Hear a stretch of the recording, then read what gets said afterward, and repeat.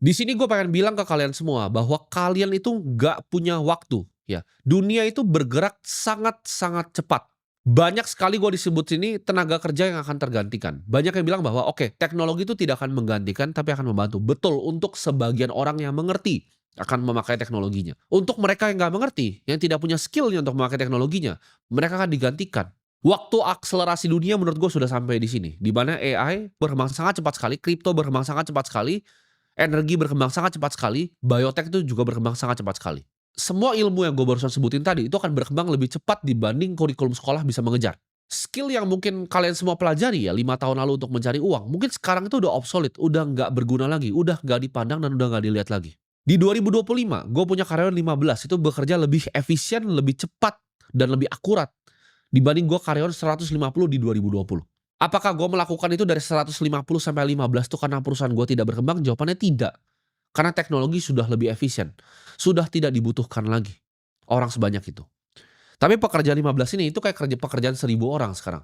Jadi gue nggak perlu scaling dari 150 ke 300, 500. Perusahaan yang besar dan banyak karyawan itu udah nggak matters lagi. Karena perusahaan billion dollar seperti Telegram aja karyawan cuma 30. Ya. Telegram tuh entire karyawannya cuma 30 sekarang. Jadi udah nggak teli lagi, orang zaman dulu bilang, "Oke, kalau mau perusahaan besar tuh harus punya karyawan yang banyak." Jawabannya tidak. Nah, ke depannya pengusaha-pengusaha yang di depan ya, perusahaan-perusahaan yang besar akan sadar hal yang gua sadari, bahwa 15 tuh bisa kerjain 150. Jadi kalau punya 1.500 bisa dikerjakan dengan 150. Bahkan ke depannya 1.500 bisa dikerjakan dengan 15. Perusahaan akan berubah. Dia nggak akan jadi jaringan karyawan besar tapi special force. Tapi gimana Bang kalau pabrik? Itu semua akan digantikan oleh humanoid robot. Jadi yang bekerja clerical tuh bakal digantikan semuanya, semuanya akan digantikan. Dan dalam 4 sampai 5 tahun ini bakal susah untuk mencari kerja. Ketika banyak pengusaha yang sudah melek seperti gua. Dunia internet ini memberikan kesempatan untuk kalian semua di sini yang ibaratnya mau belajar ya, punya willingness to learn, pengen belajar, pengen tahu hal baru. Untuk mereka yang skeptis, mereka yang sok pintar, gua say sorry di sini kalian akan ditinggalkan oleh dunia.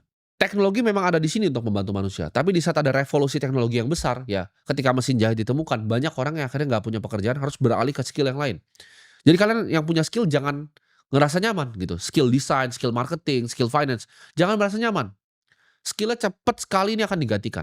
Kita akan berada di momen gue sebutnya, dalam era manusia, ya lu akan ada 2 pilihan. Sebelum ini pintunya ditutup ya, ini di depan ada pintu, pintunya akan ditutup. Cuma akan ada 2 pilihan. Lu akan antara jadi owner atau jadi own, dimiliki ya. Antara lu akan punya aset atau lu cuma nyicil asetnya orang lain. Lu cuma bayarin sewa ke asetnya orang lain. Karena dunia udah berubah ya, kita akan lihat subscription ekonomi ini akan besar sekali. Di mana orang itu udah nggak bisa beli mobil lagi, tren mobil aja udah turun ya. Pembelian mobil tuh trennya selalu menurun selama 3 tahun terakhir. Tapi apa yang terjadi? Kita lihat orang udah nggak mampu beli mobil. Orang jadi, "Oke, gua nggak apa-apa nih. Gua jalan nih, gua naik Grab aja, gua nggak masalah sama sekali. Gua naik motor aja gua nggak masalah sama sekali." Dan ini akan begitu ke semua bidang. Bahkan entar kalian nggak bisa tinggal lagi, ya. Semuanya kalian subscribe, gitu.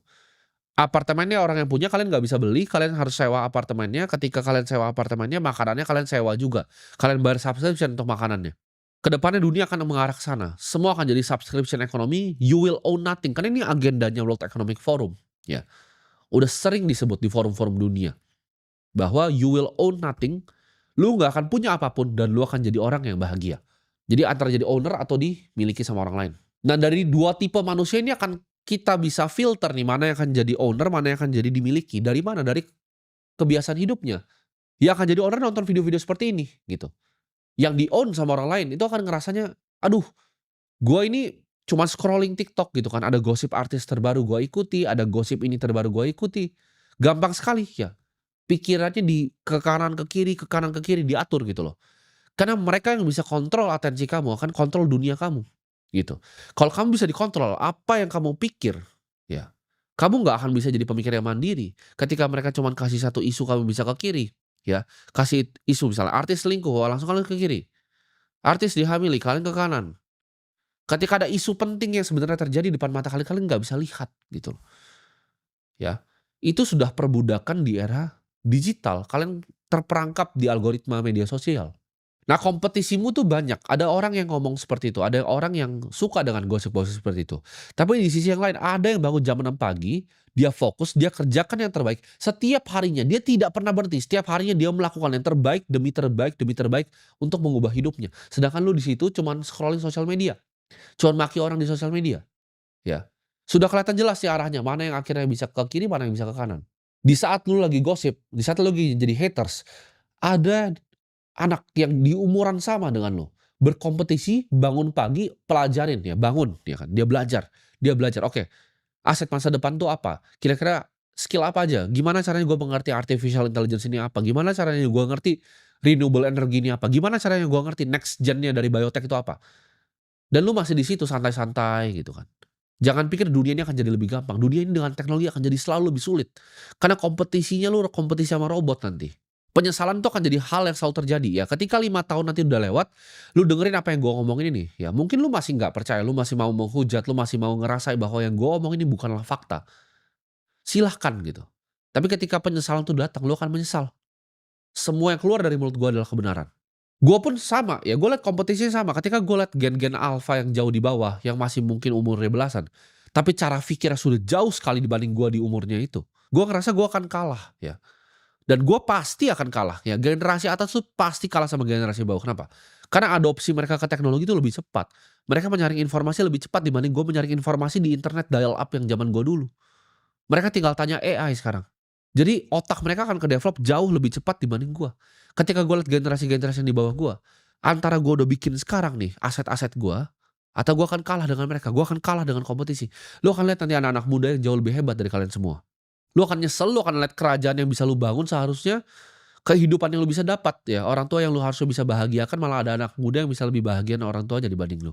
Di saat penyesalan itu datang, lu tidak bisa loh putar balik waktu. Karena waktu itu akan cuma berjalan satu arah. Waktu tuh nggak pernah bisa balik lagi. Yang lemah tuh nggak akan punya tempat dan nggak punya kesempatan lagi, ketika pintunya sudah ditutup. Ini gua kasih lu saran ya, kalau lu mau ubah hidup lu sekarang, lu coba stick ke satu hal ya. Satu hal dan satu hal aja.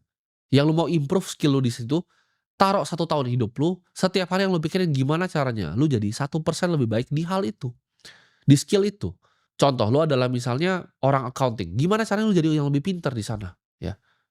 Contoh lagi lu adalah video editor, gimana caranya satu video yang gue bikin ini editannya lebih bagus dibanding video sebelumnya.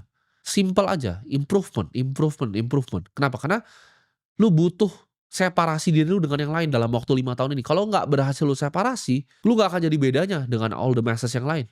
Jangan lihat kanan, jangan lihat kiri, fokus ke satu hal, jadilah yang terbaik, jadilah kelas dunia di bidang itu. 2025 sampai 2027 ini akan jadi 2 tahun paling penting, percaya gue, ini akan jadi 2 tahun paling penting di hidup lu. Semakin banyak stres yang lo bisa terima, semakin sukses juga lo akan jadi suatu orang. Gue terbiasa kerja itu dalam pressure karena dari awal gue ya, dari gue zaman jualan pomade, jualan sedotan, sudah banyak sekali ya pressure yang datang ke hidup gue. Sudah terbiasa. Nah, lu mau jadi orang yang sukses, lu harus terbiasa dengan pressure yang datang di hidup lu. Lu nggak bisa biarin ibaratnya. Will lu, kemauan lu itu dipatahin sama keadaan di dunia. Mau itu orang lain, mau itu keluarga lu sendiri, mau itu diri lu sendiri. Semangat lu itu nggak boleh patah jadi seorang manusia. Gue itu nggak pernah nyerah ya, di apapun yang gue kerjain, gue nggak pernah quit. Zaman dulu gue jualan tuh sulit, ditolakin sama orang, gue nggak pernah nyerah, ya. Ketika gue berinvestasi mulai sulit dunianya, gue tidak pernah nyerah. Ketika gue berinvestasi dikerjain sama bandar, dirugikan sama orang, gue tidak pernah menyerah, ya. Ketika gue di-framing sama orang, gue tidak pernah nyerah, ya. Dan gue tidak akan pernah nyerah. Kenapa? Karena itu diri gue, ya itu jati diri gue. Kalau lu baru kerjain sesuatu yang sulit sedikit ya, sulit baru sedikit, lu nyerah. Dunia ini akan cap lu sebagai pecundang. Dan diri lu bahkan akan cap diri lu sendiri sebagai pecundang. Gue adalah orang yang sangat-sangat persisten. Ya. Ketika gue lihat tujuan gue tahu mimpi gue apa, gue tahu itu baik, gue tahu itu nggak salah. Gue akan kejar itu sampai ujung dunia. Gue akan kejar semua mimpi-mimpi gue. Gue punya mimpi masa kecil, gue pengen bangun sebuah gedung. Ya. Dimana di situ bisa ada teman-teman gue, di situ bisa ada restoran gue, di situ ada mimpi-mimpi gue akan bangun di sini. Mau tuh gue bangun bata demi bata sampai tangan gue berdarah. Mau ada 1.000 orang lemparin gue tombak waktu gue bangun gedung itu. Suatu saat akan gue bangun gitu loh. Gue adalah orang yang gue selalu bilang, mulut gue itu bisa dipegang gitu. Dan gue gak takut siapapun. Karena yang gue punya satu, yang gue punya kepercayaan akan diri gue sendiri, dan gue yakin tujuan gue baik gitu. Dan gue yakin yang di atas juga tahu tujuan gue tuh baik. Kenapa gue masih lakukan ini semua? Ya banyak teman-teman gue yang bilang, oke, lu punya cukup, lu harus bisa nyantai, bisa take your time off, ya kan. Gak usah fokus lah edukasiin orang-orang di sini. Toh banyak yang bilang, sulit juga edukasi di negara seperti ini. Tapi gak masalah buat gue, karena poinnya bukan itu. Gue bikin ini semua karena gue ada janji yang gue bikin ke Tuhan. Waktu gue dulu ya, di saat gue bilang, Ya, ketika gue bebas dari jeratan rantainya, gue akan bebasin semua kalian dari jeratan rantainya. Gue nggak takut, ya banyak yang nggak suka, banyak orang-orang di atas sana dengan kekuasaan yang luar biasa yang nggak suka, gue nggak masalah, gitu.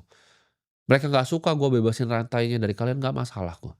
Mungkin nyantai itu bukan jalan hidup gue, ya. Alexander mungkin bisa berhenti ketika dia kuasain Bunuh yang pertama. Tapi jawabannya gue nggak akan berhenti, ya either gue mati mencoba kuasain sampai ke India kayak Alexander, atau ya udah mati di jalan aja gitu kan. Antara lu bisa kontrol pikiran lu atau mereka nanti yang kontrol isi pikiran lu ya, mereka akan lemparin pengalihan isu nasional, mereka lemparin segala macam, sampah dikasih ke lu, lewat buzzer-buzzer mereka ini ya. Jangan cuma jadi budak algoritma yang gampang diatur pikirannya. Gue merasa gue lahir di dunia ini karena gue dititipin untuk membawa sesuatu, ya. Untuk membawa obor edukasi, untuk bangunin kalian, untuk bebasin kalian dari jeratan rantainya. Apakah ada yang gak suka? Pasti luar biasa banyak sekali yang tidak suka dengan apa yang gue sedang kerjakan, ya kan? Sebelum ada semua ini ya, banyak akan coba framing gue dengan naratif-naratif. Misalnya gue contoh, gue memang punya misi untuk beneran edukasi, ada yang bilang, "Oke, gue bangun sekolah untuk cuci cuci nama," nggak masalah, gitu. Nggak masalah, gue di-framing seperti itu nggak masalah. Karena sebelum ada kamera nih, sebelum sekolah pertama gue bangun itu di NTT, di Sumba ya. Gue tuh 2021 tuh udah beasiswain dari 200 anak ya, anak yatim 200 biji gue udah beasiswain tanpa kamera, tanpa ini semua ya. Gue udah sekolahin banyak orang. Gue pengen mereka yang nggak punya kesempatan tuh punya kesempatan. Gue pengen kalian semua yang di balik layar di sini nggak pernah dapat edukasi di sini, bisa dapat kesempatan untuk gue mengedukasi kalian di sini. Karena nggak bisa kalian datang ke sini sesuatu, ya. Mungkin nanti kalau gue udah punya gedung ya, gue kumpulin kalian di auditorium gue yang besar itu gratis, datang aja. Cuman selama gue nggak bisa belum bisa melakukan itu, ini kanal terbaik yang gue bisa lakukan gitu loh. Dengan lihat tatap muka seperti kalian ini, sini. Gue bilang, "Lu nggak akan pernah bisa stop gue, lu nggak akan pernah bisa cancel gue." Kenapa? Karena yang gue keluarkan adalah sebuah ide, ya. Seorang manusia mortal tuh selalu bisa mati, tapi ide itu nggak akan pernah bisa mati. Dari kalian yang tidak tanamin bibit kalian sekarang, lu akan menerima ganjaran di masa depan. Lu yang nggak mau dengerin omongan gue untuk kerja keras sekarang, lu akan menerima nanti 2030 ganjarannya seperti apa. Untuk gue ini bukanlah sekedar game yang gue cuma main 1, 2 tahun ya. Ini adalah berkat yang dititipkan ke gue ya. Ini adalah titipan. Semua yang gue dapatkan di dunia ini adalah titipan yang dititipkan ke gue. Dan ini akan gue manfaatkan sebaik-baiknya gitu. Arah dunia ini cuma dua ya, antara lu punya tahta yang akhirnya lu bisa jadi berkat untuk banyak orang atau lu jadi budak di rantai di sistem. Itu nggak ada tengahnya ya.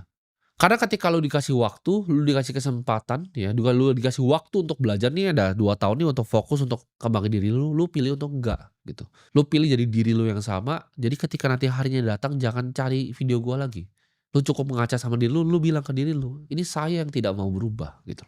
Jadi inget ya, waktu lu semua itu tinggal sebentar lagi ya, dan peperangannya baru saja dimulai.